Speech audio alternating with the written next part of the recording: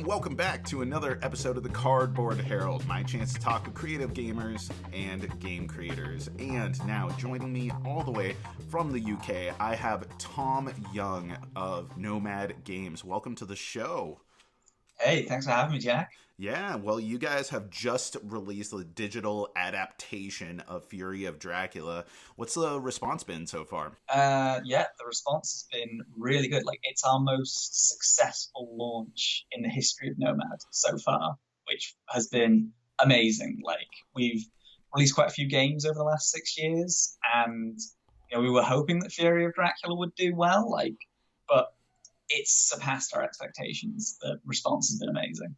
And do you think that some of that has to do with just the kind of legendary status Fury of Dracula holds, or maybe that has to do with quarantine, or maybe there's just a bit of prestige that Nomad Games has developed up until this point? I mean, I guess I'm putting words in your mouth. What do you think is contributing to the successful rollout? I think it's probably a combination of all those three factors and then a couple of extra ones. I think definitely the board game renaissance that we're in at the moment. Like, board games just seem to be exploding in popularity. You have all of these board game cafes popping up all over the place. Like, I can see right now you've got a huge stack of board games right behind you over there. Yeah, like every other person doing video reviews on the internet, I have a wall of board games, Yeah, like, board games are just having an explosion in popularity. And I think that when you combine that with obviously the fact that we're in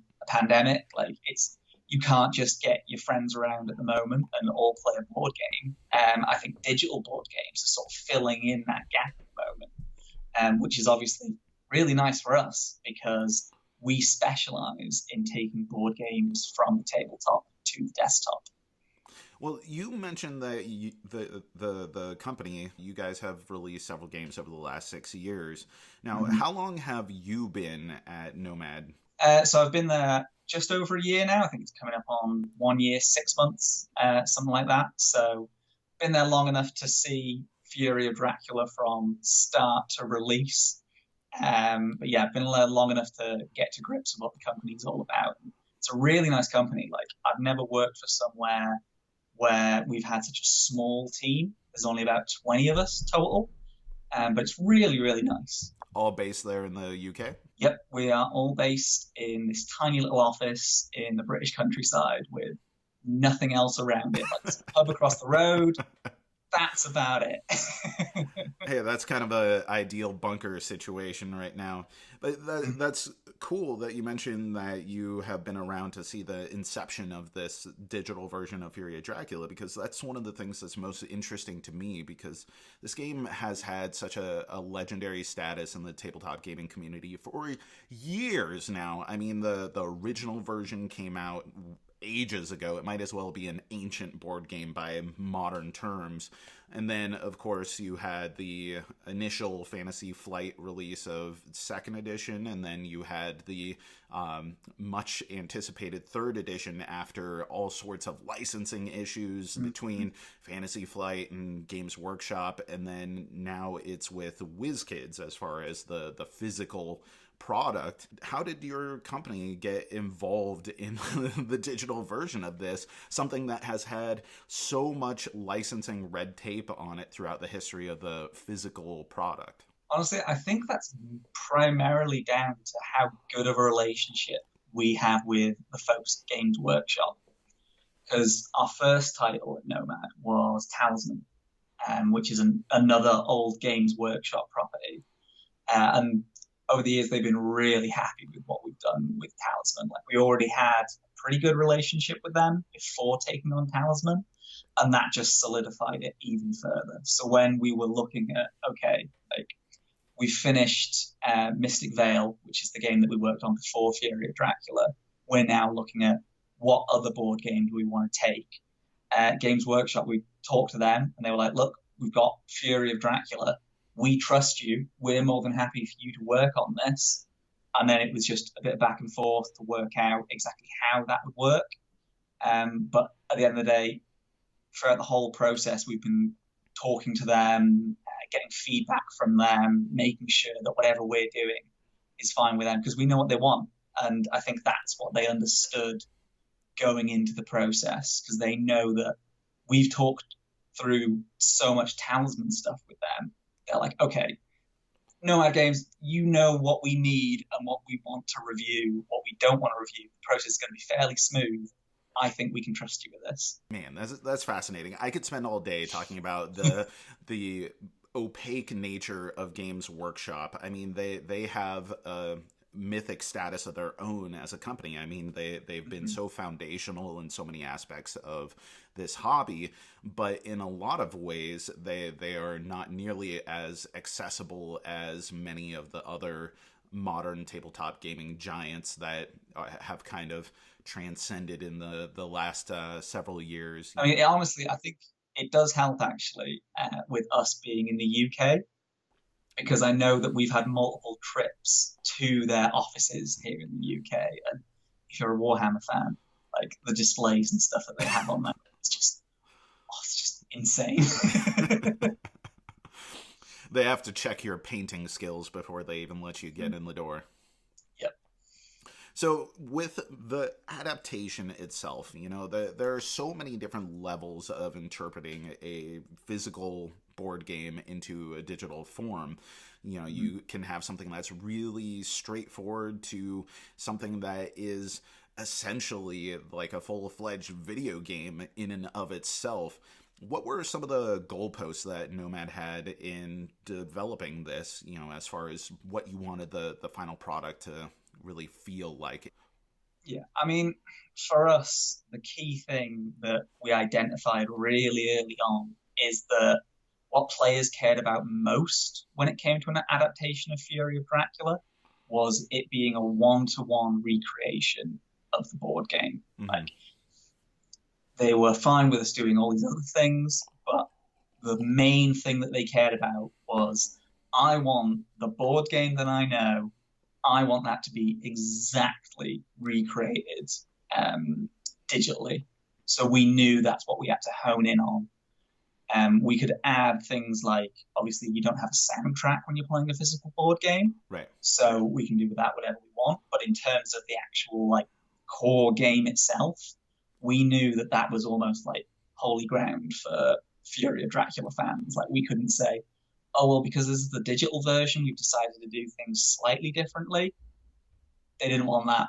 They wanted Fury of Dracula, and that's what we worked to give them. And how successfully do you think that panned out for the initial rollout? I think that's panned out quite well. I think the main thing that people have brought up during the launch is the fact that, unfortunately, we couldn't launch with full 1v4 online multiplayer. Mm-hmm. That's been a real sticking point for players. And we totally understand that, because at the end of the day, Fury of Dracula is a game that's meant to be played 1 versus 4, right? Right. That's Fury of Dracula. But unfortunately, because we've got such a small team, it was a case of deciding, well, do we put this game back for however long it's going to take to properly do 1v4 multiplayer right when everything else is already finished?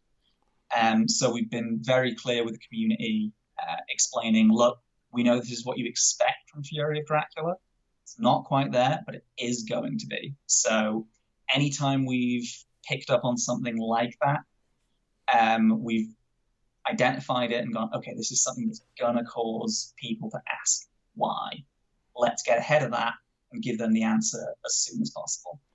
Well, I think that's one of the things that is most alluring about digital adaptations of board games, is that you can kind of work around some of the ideal circumstances that you would be playing the tabletop game itself. Like, for me, I know one of the criticisms that I have of Fury of Dracula is that it's a game where I feel like it needs to have the 4 hero players versus Dracula, not because you need the group dynamic, which is great, but because you are inherently, I guess, taking care of 4 different party members, and that becomes more cumbersome when you're doing it on a physical tabletop and you have different locations, you have different hands of cards and different equipment in order to manage with each of them.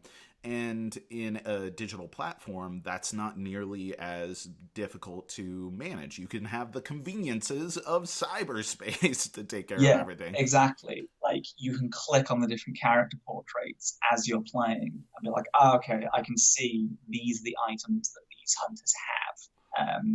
You can click on Dracula and see, okay, I can see at a glance how many cards Dracula has. Like the influence tracker is always there. You can look at the board. You can, like, we've designed the UI so that you've always got the trail on the top. You've always got the most relevant information at the bottom.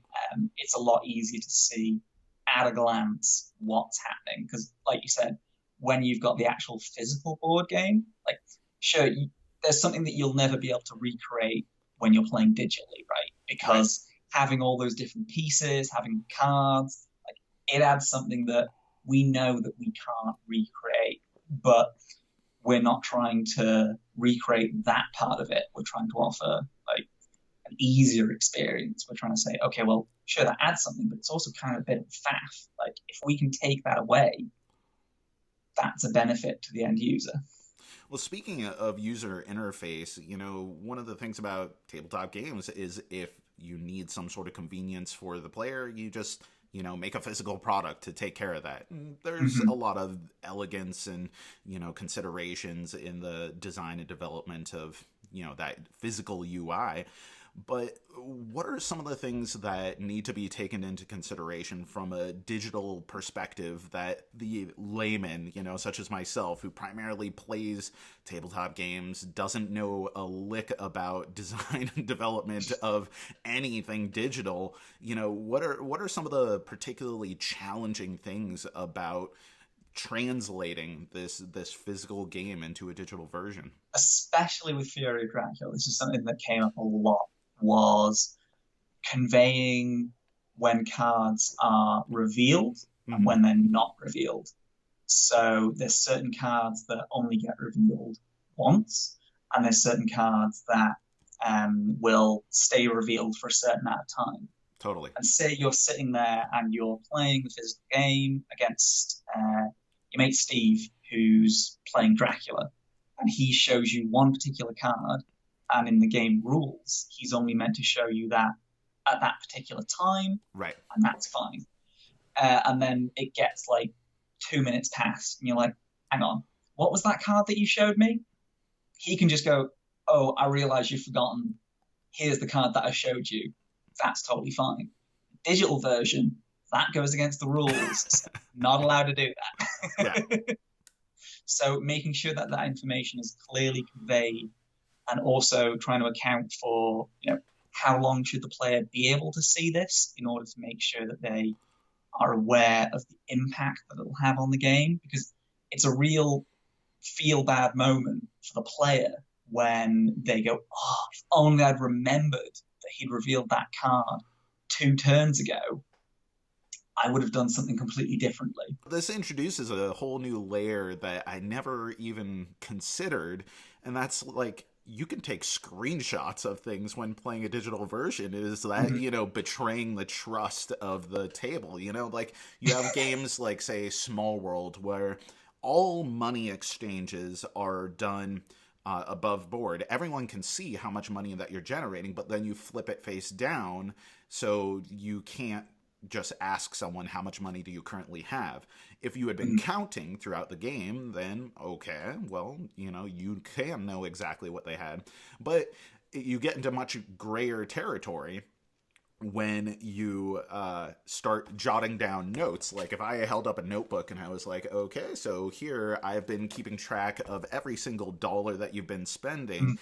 That gets a little bit dubious in the eyes of your fellow players. And, digital versions, sure, you're not specifically cheating or anything, but you could be, taking screenshots to capture that information for later. Yeah. There's whole other considerations I'd never even thought of. Yeah, I mean, a part of that is, like, we have discussions internally when there's issues that come up in terms of, okay, how are we going to translate this digitally? Because we need to keep, for us, it's keeping, if we can't keep it 100% as it is in the physical game, we step back and go, okay, what's the spirit of the mechanic? What's the game trying to convey here?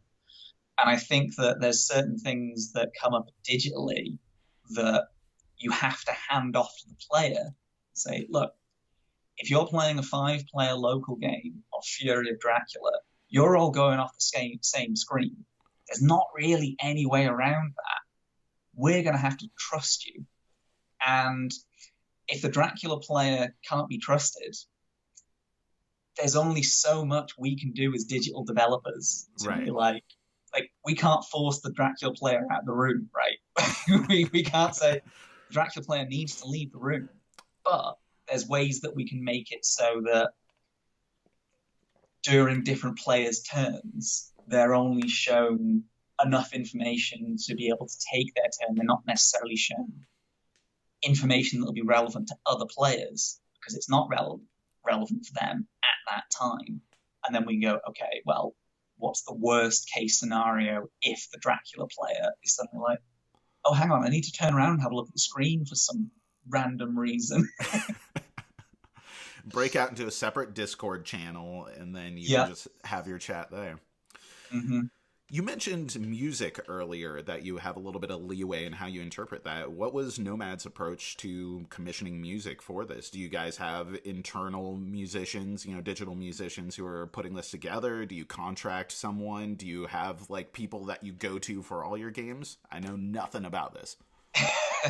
So we have one person who does all of our music called Dan, who's internal.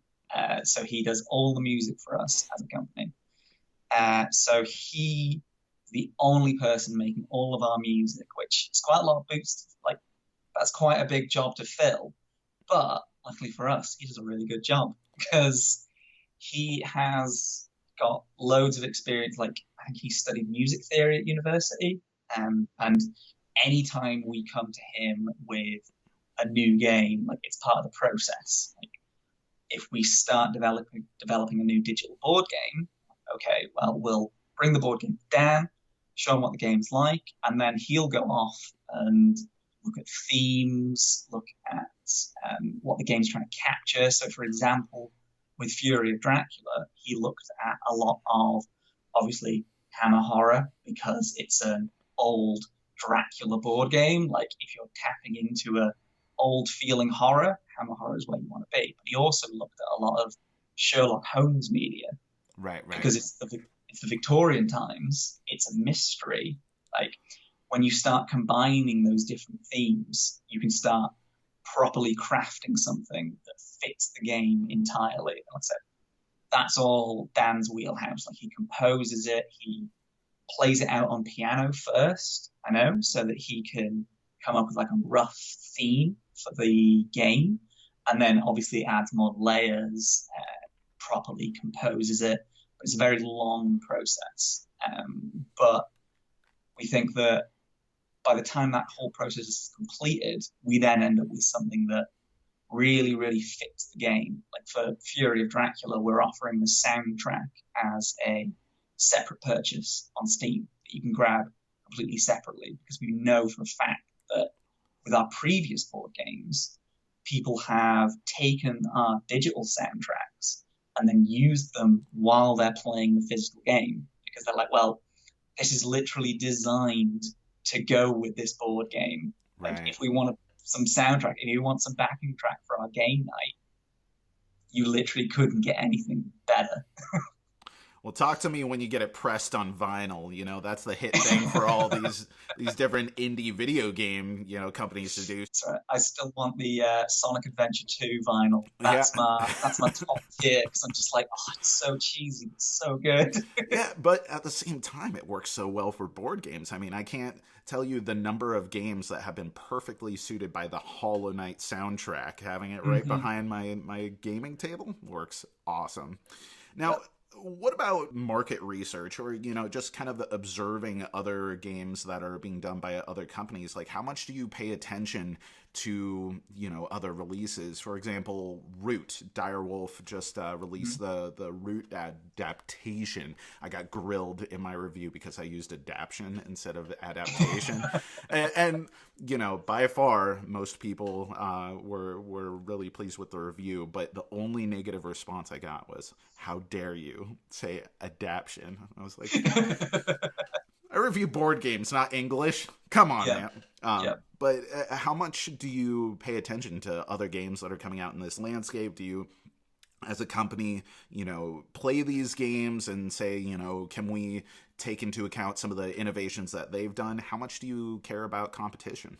We care about it a lot because at the end of the day, like, there's only so much that we can do with such a small team. If we see a brilliant idea that someone else is doing, like, we're more than happy to say, okay, that's an amazing idea that it would have taken ages for us to come up with. Right. Let's just see what we can do with that idea for our game. Like, I can tell you that when we were working out, for example, how much Fury of Dracula should cost, like, you can't just pluck that out of the air. You need to look at, okay, what are our competitors charging? What kind of features do they have? What kind of features are they missing? Like, how much is the physical game? Because that's something that you've got to factor in as well. Because if you have a very, very expensive physical game, and then you can offer at a lower price point the digital version, that's going to be really attractive for a lot of people. For example, with Gloomhaven, like, if you look at how much a physical copy of Gloomhaven costs, and you're like, oh, I can get the digital version for this much. Right. That's like a fifth of what the physical version costs. Sure, like, a lot of people view it as a way to try before you buy as well. Like, Right. We're more than happy to market Fury of Dracula as a, look, you haven't got your hands on Fury of Dracula yet? Give the digital version a go before you commit to buying the full physical box. And we know that a lot of our competitors also do that. Like, we don't do it so much now because obviously we're not all in the office, but we would regularly have board game days in the Nomad office where obviously we're a company that makes digital board games. Chances are a lot of the people that work for us have shelves similar to what you've got in the background there. So we would regularly have days where we'd say, okay, we haven't played some board games for a while. Bring in some board games that you haven't played yet.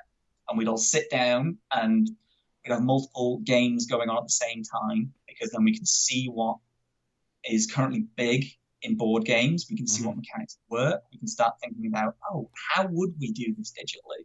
Like, if we play a really interesting game, we can look at it and say, oh, actually, that would really work well digitally. Or we might look at it and say, that would be an absolute nightmare. And it's just not worth doing in the slightest. Like, we see quite a few games where it's a great physical game, but it's been made into a digital adaptation and it just doesn't work because they haven't taken into account what you lose when you're doing the digital version. And that's something that we can learn from as well, because there's loads of games out there that do amazing things and games that don't quite hit the mark.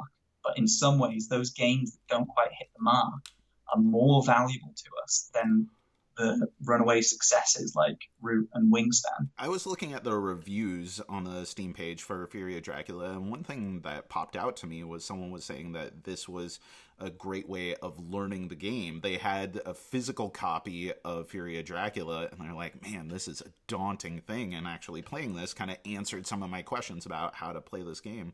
Have you talked with maybe Games Workshop or WizKids about how this could be used essentially as a tutorial for people who are purchasing the physical version of the game? I mean, I don't know if that's really been done yet, where you could, say, get a price break on the digital version if you have some sort of proof of purchase of the physical version, or maybe if you buy directly from the publisher, you can, buy it as a bundle. Hey, We're going to Hmm. send you the physical copy, and then instead of $15 or $20, you can get this for $10 or $5 as an add-on and use it truly as a tutorial, because there's a lot of heavyweight games like Fury of Dracula, Root, Gloomhaven, which we were mentioning, where it is a ton of information to take in if you're reading some archaic tome in order to Yeah. figure out how to play. And for some people, just watching someone like doing a watch it played YouTube video isn't going to quite cut it either. Getting in there and actually utilizing the tutorialization that has become so prevalent in video games is a fantastic way of teaching some of these really in-depth concepts. Is that something that you guys have really taken into consideration with this game, or possibly for others? Yeah, 100%. Like, just to talk about Games Workshop for a second, the tutorial was actually one of the things that they really, really kept a close eye on, because they were really keen for us to have a solid tutorial that would teach people how to play.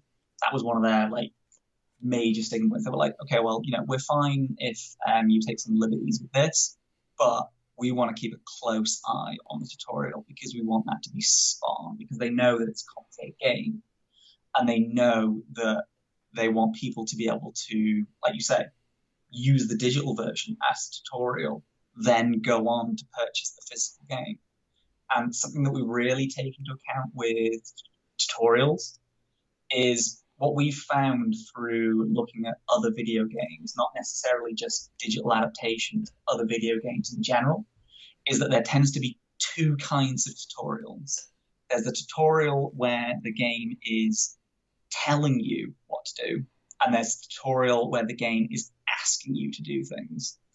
And they serve vastly different purposes. But for us, we find that the kind of tutorial that works for digital board games is where it's asking you to do things, because a lot of board games are repeated motions a lot of the time. Like, once you know how to move, that's something that you're going to be doing a lot. So actually asking the player to make those movements, to make those choices, explaining why they'd want to do that at that particular point, and then letting them watch it play out, we find that so works so much better than just, here's how the game works. Read this, listen to this. Once you've finished, you'll know how the game works. Because a lot of board games, and especially digital board games, have a lot of features that play into each other. So you have, for example, in Fury of Dracula, when you mature a vampire, that increases your influence. And you're like, okay, why would I want to do that? And then you go, okay, well, adding to your influence increases your influence tracker. It's like, oh, okay, why would I want to do that? So, well, if you get 13, then you win the game. Oh, okay, that makes more sense. But unless you can see those connections happening in the game, it just doesn't register. Like, the player goes, well, why would I want to do that? Like, I'm assuming you've played plenty of resource heavy games where you're like, oh, I've got 10 wood. What can I do with 10 wood? I can use 10 wood to get 5 houses. Why would I want to do that? Well, because once you get 5 houses, you can make a town. Why would I want to do that? And it takes so long to see that entire loop that by the time you come back around again, it's like, well, I kind of lost that. And I think having a tutorial that forces the player to go through those actions means that even if they can't see the entire picture, they can still understand the kind of reaction the game will have to them doing certain things, which I think is more than enough to, like, we want to equip them so that when we throw them out the nest, they can fly. We don't want them to fall. Our poor baby birds. Exactly, our board game birds. If you could take on for Nomad Games any board game, regardless of licensing issues, regardless of the complexity in actually making it become something somewhat usable to the user at the end, if there's any game that you could take on as a project, what would it be? I think it would probably be the new Star Wars Talisman. that they've just come out with, because Talisman is our bread and butter. We know that from top to bottom. So for us, it would be really cool to just be like, oh, okay, well, we know how to do this. Let's smash this out of the park. Let's make it as cool as possible. And then I'd get to work on Star Wars. Exactly. It's like, oh man, now we get to put in, some Wookiees over here. We're going to have some Jawas over here, and Mandalorian's hot right now, so we're going to, of course, have some Baby Yoda. You could go all over the place with that. So. Every time I start thinking about that, like in some dark corner, like this mouse-shaped shadow just starts appearing, and I'm like, oh god, please no. All right, man. Well, I have to ask the question before I let you go. Fury of Dracula is now available on Steam for PC. Is this something that's going to come to mobile? Is this going to come to Mac? I mean, there's a lot of audience out there. This is a growing market, and people really want digital board games right now. So are you going to get it to them? So mobile, absolutely. I can tell you that the mobile port is already in the works. We've already made great progress. I was talking to one of our directors the other day, and he was like, I don't see why you can't put the mobile version out right now. And obviously, you can't put it out right now because that's when our hey, slow down, boss. Programmer chimes in and goes, no, please no. Like, we need to do so much more. But from like a user point of view, right, it works, which is the main thing. We just need to do quite a lot of work on the back end to get everything running.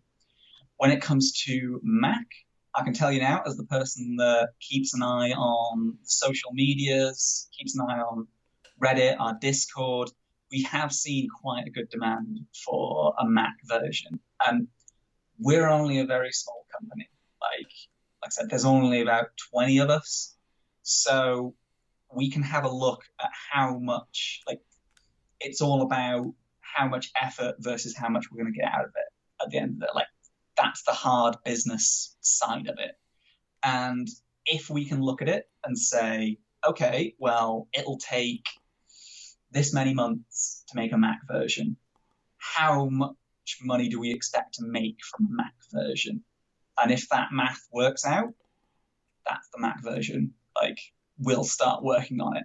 So at the moment, we're mainly just like, we released the game 4 days ago now, and it's still absolutely manic. Like, every single day for me is running around with my head on fire.